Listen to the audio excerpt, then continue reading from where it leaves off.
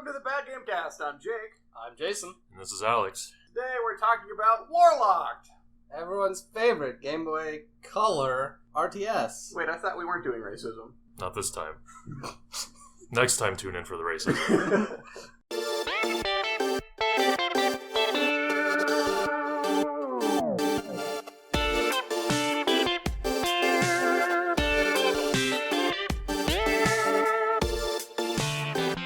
So we're saving it all. Double down racism next time. Okay. So it's everyone's favorite RTS you've never heard of. Yeah, I'm sure everyone who's listening, which is -3 people, has definitely heard of this game before.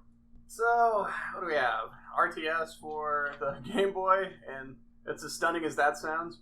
So, for starters, who even made the game? Because it's such an obscure game. I know nothing about the developers, the publishers. I should have this in front of me, but I don't.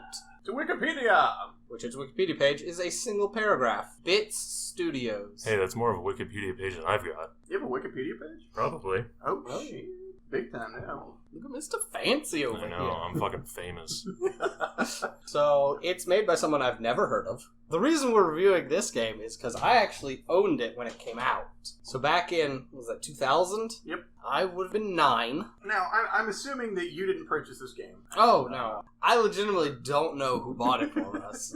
You know, it was one of the things. You're a kid, so you're like, I want games for my birthday for Christmas. And then you get stuff, and you really don't remember. Oh, no, I get it. So you woke up in a darkened room, and you don't know who you were. It was just you and a Game Boy Color in this game. And you're the reason for this curse.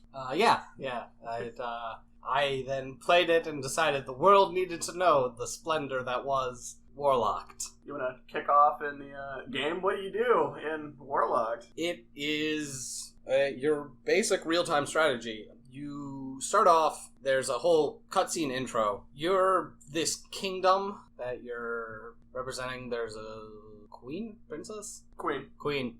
And she talks to you about how there's an invading set of orcs led by some guy I don't remember. King of the Orcs. King of the Orcs. And you, with your troops, are supposed to repel them and do that kind of stuff. So the story's pretty weak. Yeah, there basically isn't one. There's just characters, basically, but no story. Yeah. I think that's kind of what I got out of it.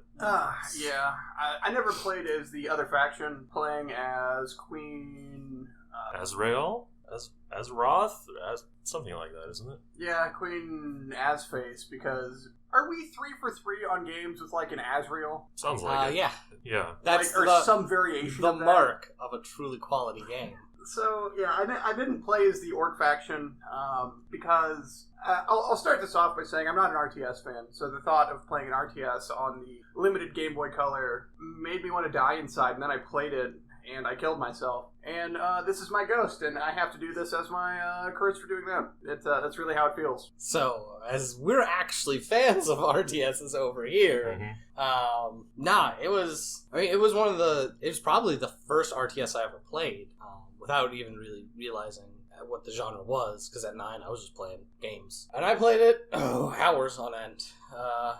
In the back of car rides, that kind of stuff. Just pop in a game. But is this a game you ever sought out to play? Like, did you play this when you were home? Or was this only a road trip type thing? Like, you played it because you had to? Mostly road trip type game. It was... Time killer. Yeah, and I really didn't play my Game Boy that much when I wasn't on the road. The only thing I probably played at home was Pokemon. Playing anything on a Game Boy in the late 90s, early 2000s, other than Pokemon, seems foreign to me. I put a lot of time into Super Metroid. Right, I'm older than you too. Yeah, no, it's just Pokemon all the way down. Yeah.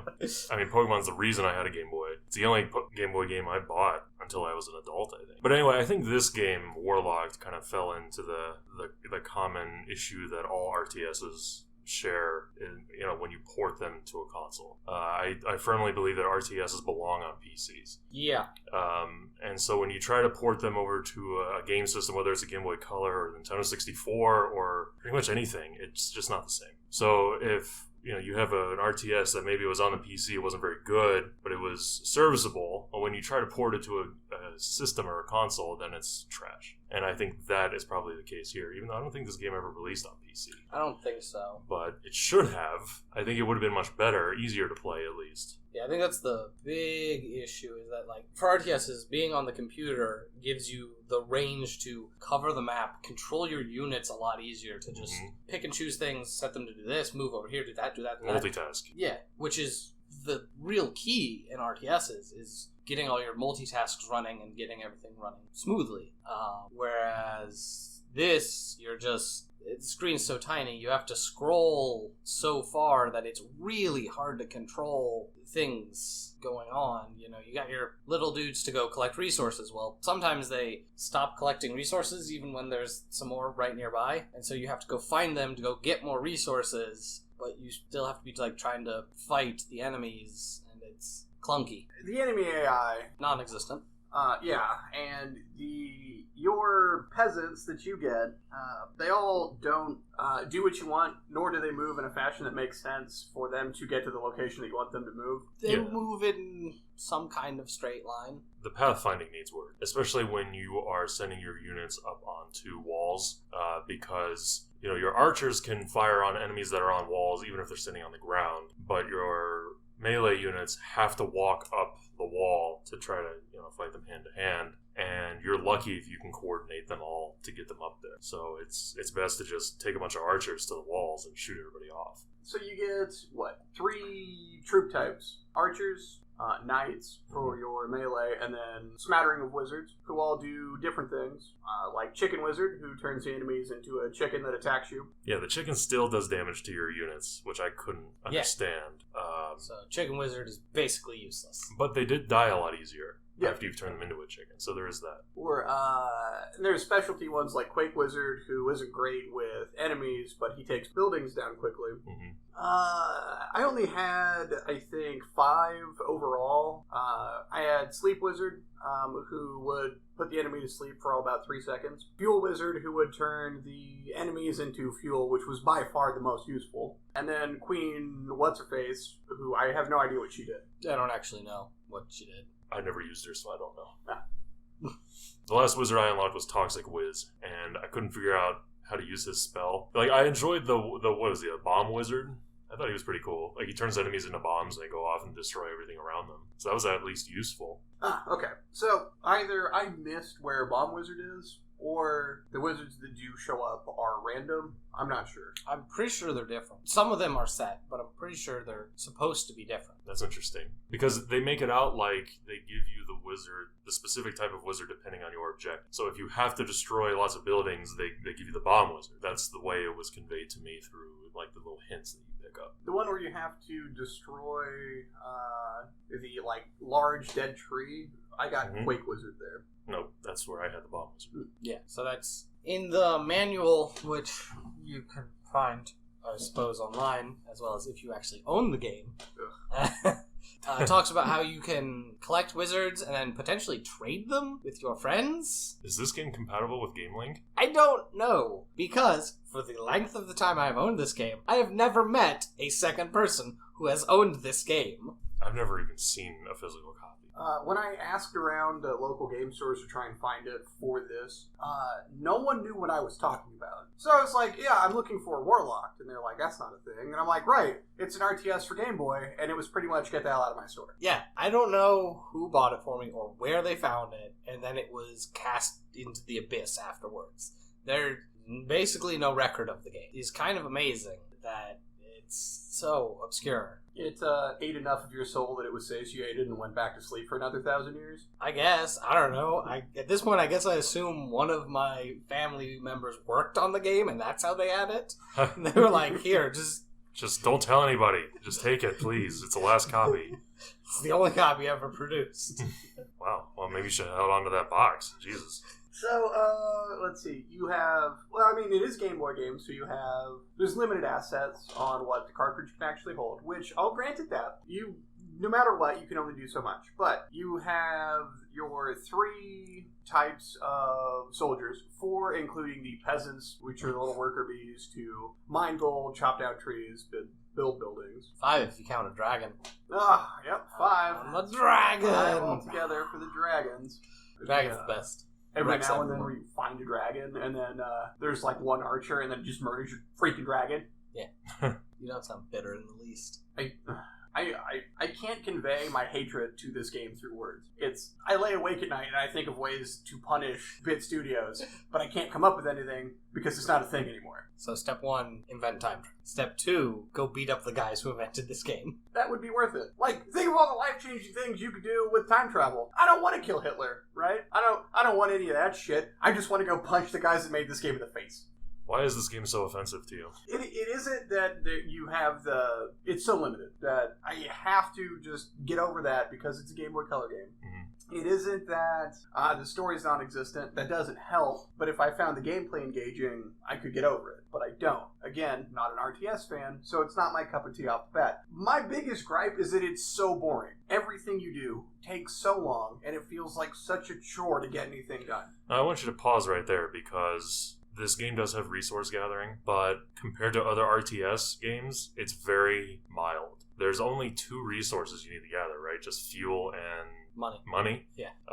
And they do it fairly quickly, again, compared to other RTSs that are out there. So it's almost, I think it's kind of a breath of fresh air because you get your resources quickly. There's only 2, and you just go do your business. You don't really have to worry about it if resource gathering isn't your thing, which is a common complaint of people that don't like real-time strategy. Yeah, as you said, there's 2 resources, and you get them so quickly that you're just into, like, making units to actually go fight people and do stuff incredibly quickly. Mm-hmm.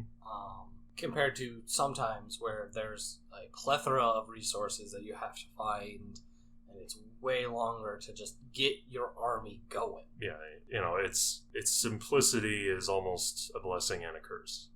It's very easy to pick up and play, but if you want something a little deeper, then you definitely have to go elsewhere. Well, I believe I was telling both of you guys, there's elements of this, I guess for any RTS, but there are parts of the game where I see why people would enjoy an RTS game, like just even the resource mining. You have to go do that so you can afford X to go do Y. I get the appeal of the strategy to it, but only because this game, I feel, does it so poorly that surely there's got to be a better option. And I get if it's the resources that you need, it's only 2, so it's super easy to get, but I don't have anything to compare that to, and I hate it. I hate it so much. And it feels so slow, and it just feels so tedious. Well, in a normal RTS, the purpose of gathering resources, there's a lot of different things that you need them for. Creating units, upgrading units, building structures, researching technologies to improve your civilization, whatever the case may be. And, in this game, we mentioned how simple it is, and that's the point here, too, is there's nothing for you to upgrade. You've got, 4 buildings, I think? Yes. Farms, towers, Barracks. And then the main keep. Yeah. I don't even think you build that, do you? It's You just don't. there for you. It's always there, so there's 3 you can build. So, I don't know. I mean, it kind of sucks how basic it is. It kind of feels like baby's first RTS. But is that a result of the limitations of the hardware, or is that how this game was intended to be played? I don't know. The menu design, like you said, any console RTS menu design is not going to be great just because there's really not a good way to do it for what needs done. However, you've only got A and B, and then the D-pad, and you get a menu when you press start, so I don't understand why there isn't a build menu when you press select, instead of select your worker bee with A, either tapping him or holding A, hoping that you only select the one, not anybody around him. Trying to cancel that is weird because you have to hold it and then move the cursor around with the D-pad and then go to a blank space so they can build something. I'm good with the blank space. Why don't you use select for a menu instead of just A and B, like an OK to cancel? That doesn't make sense to me. Select does something, doesn't it? I think it does. It does something in the menu. I would assume so. But it doesn't do what you want it to do. Yes, it doesn't do what I want it to do. It's broken and I hate it. Oh, but rage aside, I don't... Despite your unending rage for this game. Yeah, I was trying really hard at first to be objective. And, the music, right? Turn it off. I grew up in the 90s, so repetitive, plinky sound video game music is right in my wheelhouse. And it's not great, right? But it's not bad. It's Super, it's what, like one measure just repeated Yeah. for infinity until it just constantly plays in your mind? Yep. Pretty sure I actually turned the sound off even when I was playing back in the day. Just, it's so repetitive. It's very 8-bit. Also, it's definitely got that like style to it, and I don't think it's very charming. It's kind of like it'll give you a stomachache if you listen long enough. It just made the voices in my head louder. Or even, because there are some cutscenes here too, and I think the art is horrific. It looks like a middle school student drew these cutscenes in art class. And here's a picture of a knight with a weird fucking chin sticking out way too far. And, you know, it's... for the cutscenes and like all of the graphics, and I understand Game Boy Color, but it's there. The dudes are super pixely, and you can kind of tell the difference between most of the stuff. So not the sprites, but like the cutscenes. I actually like the art, not because it's good, but it's definitely unique. It is certainly unique. I will give you that. Kind of has that Philips CDI art style to it from like those old shitty Zelda games. Yeah, it kind of does. So is there anything good about this game? Anything that you say, it's not that bad? No, I don't think so. I think there's no redeeming quality, and anybody that worked on this game should burn in hell forever. I find it interesting how you hate this game, but you were not so angry towards Two Worlds. Two Worlds didn't offend you. This game offends the fuck out of you. Two Worlds didn't bore the shit out of me. Oh my god, yes it did. My game was so broken, I never knew what I was going into. Whereas Warlocked, I know I'm in for the same boring, grueling, tedious bullshit time and time again. Level after level, no matter what the objective is. Go save a wizard. Great, I got him. Take him back to the Stonehenge-looking thing. Hey, you did the thing. Or go destroy this building. Or I guess wipe out all the troops, which was what I was going to do anyway. Yeah, some variety in the objectives would have been nice. Because I still read them, but in the end, it's just go here and kill everything, and you win. Yeah, if you just kill all the orc enemies every time, you'll win. That's it. So, it gets very samey after a while. Yes. So while the tutorial starts you out and it's all tutorially, which I think is unfortunate because it gets so samey that slogging through the tutorial is really annoying. I'd much rather have like one tutorial level that just covers everything, and because it's baby's first RTS. I think it's not complicated enough that you really need to worry about it. But I guess I don't know if it's supposed to be an RTS for kids, you're afraid of making it too complicated. This game clearly is not for fans of RTSs already because it's so not complicated. I guess it gives you an RTS on the go. Yeah, that's what I was going to say, is that, well, if you're mobile, how many options do you really have? And we've already determined that this is the only RTS game on Game Boy Color. Yes, it is. So I guess that's something, but... If you have to have your fix. Yeah, it's so dumbed down that It's almost insulting. Yeah, that's... Okay, so you two, as fans of RTSs, what are good examples of the genre? Like, what makes them good? Why does this one fail so hard? Well, when I think of a good RTS, I think of some complexity to it. I like to be able to micromanage almost everything. I want to feel like I'm in control of every facet of my gameplay. I also like a lot of action, lots of variety, which is a big point of emphasis here, as it relates to Warlocked. And, those are all things that this game just doesn't have. That's what I look for in an RTS anyway, at least. Yeah, I want a game that allows me to do a bunch of different things and try to build, an empire, a world, of whatever it is, Usually that's kind of how it goes, is you're building up something and you're gathering resources, building yourself up to do some, conquer or this or that. And the complications of gathering resources, waging war, doing this, and controlling everything is what's actually interesting. And so that's why Warlock just kind of fails at that, because there's not really options. You don't have to choose which units do I upgrade to make better. Do I bother building walls over here, spending the resources to fortify myself more, or do I spend more resources to build a bigger army to try to conquer my opponents faster? There's none of that balance. That is a good point, because there's a shockingly little variety here. We've already mentioned there's one way to win, kill everything. In some real-time strategy games, you can win in a multitude of ways. You could have an economic victory. You could build a wonder first. You can, kill the other team's king. We mentioned the regicide game mode earlier. And, and this is just, build up your army. You've got these two resources, go build as much as you can, and fuck everybody up. Yeah, in some of the newer ones that I've been playing, there's, you can form alliances with people and just win by basically allying with the majority of the world or stuff. That you just, great, democracy wins, and that's how you can win the game. That's interesting. This is go slaughter the Morks. Yeah. So that issue, though, has got to be related to it only being on the Game Boy Color. There's no way you could introduce diplomacy to a Game Boy game. It's just, I don't think it'd be possible. So I have to question then the judgment of the people who decided to make a real-time strategy game for the Game Boy Color. Maybe they did a decent job, I guess, with the hand that they were dealt, but it was still a shitty hand regardless. Yeah, that's, I think, my confusion and gripe with the game is that, it doesn't really make sense. They don't have the space or assets to build out like an interesting RTS. So while the concept of making an RTS, really compacted down and simplified for a mobile device is kind of interesting, I don't think it's good. It's an issue of not if you can, it's if you should. And at the time, I don't think they should. With nowadays, you might be able to pull it off. Yeah, I mean, there's games, I think like XCOM is a good example of even though it's slightly turn-based, it's kind of like a hybrid. Yeah.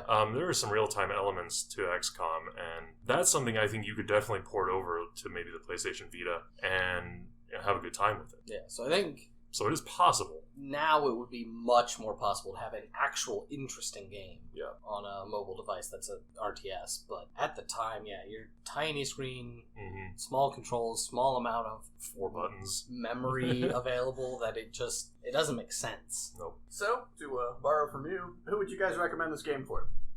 I don't know if I can, because we're not in the year 2000 anymore. It is old, and as we said, bad for being a mobile RTS. I think you should find something, if you're on the road, that's more interesting. If you're looking to get into RTSs, I think now there's so many more options available that it really doesn't fit any niche that I would really recommend it. If you are a fan of RTSs, it wouldn't hurt you to play it to see what it was like, that someone tried to design it. So if you're trying to make video games and interested in making a mobile RTS, play this as a kind of where they started with and where they went wrong. That's about it. Yeah, I can't reasonably recommend this to anyone in the year 2017. When this game came out, I would say, if you're a diehard fan of RTS and you need something on the go, this isn't an awful option. I would almost rather say get yourself a laptop, drop Age of Empires on it, and there's your mobile RTS. But, no, I mean, these days, no way. I mean, there's so many better alternatives, but back then, man, it's all right for the time period. How about you, Jake? How many people would you recommend this for? There are some games that are bad and that you want other people to experience the misery because it's funny for you. I don't think anyone should ever play this. I think if you can find a copy of it, it should be destroyed and then wiped from the annals of history. I hate it. I hate it so much. See, I love how much you hate it. It brings me so much joy. You need to play more real-time games. So, the one thing that you're not getting from listening to a podcast as we're discussing it is the fact that I've been bitching about this game for 2 solid weeks now. Just how much I fucking hate it. Non-goddamn stop. Oh, if you played Warlocked? Yeah. It fucking sucks. I fucking hate it. Still better than Two Worlds. Oh yeah, no, it's better than Two Worlds. Two Worlds was a shit show. Yeah.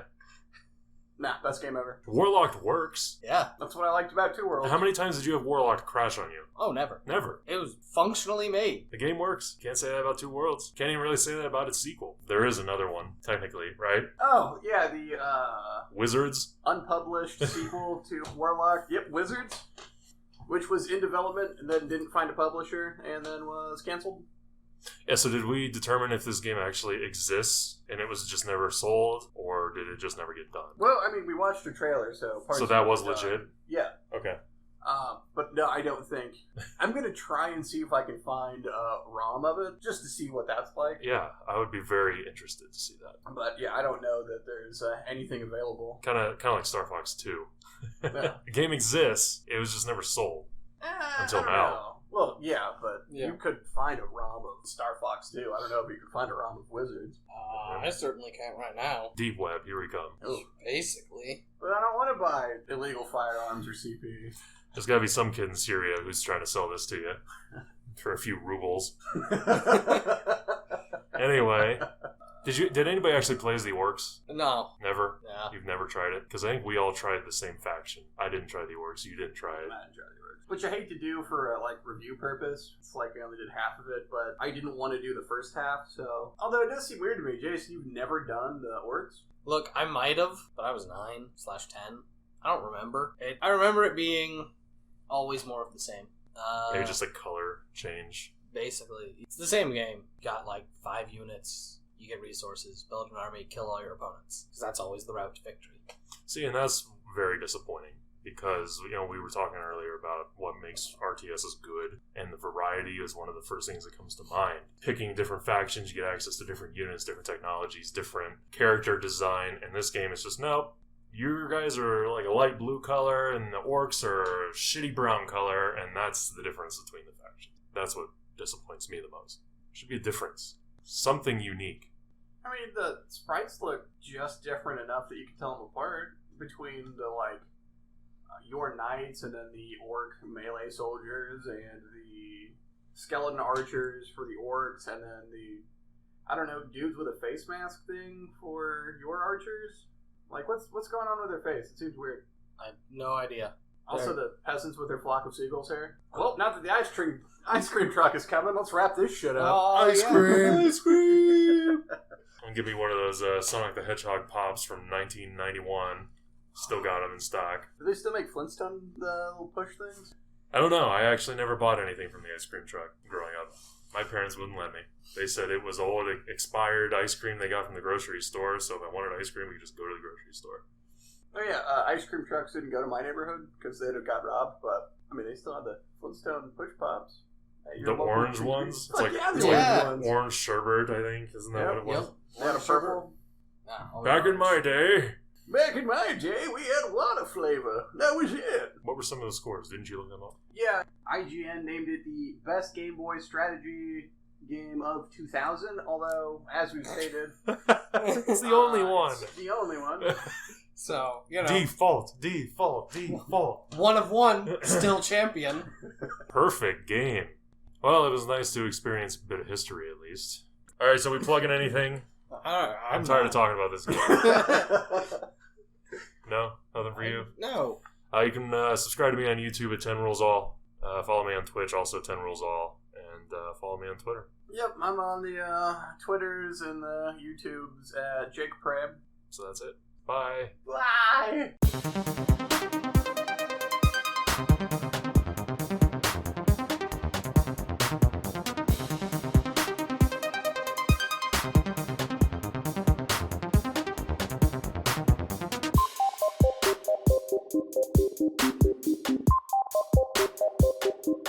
Thank you.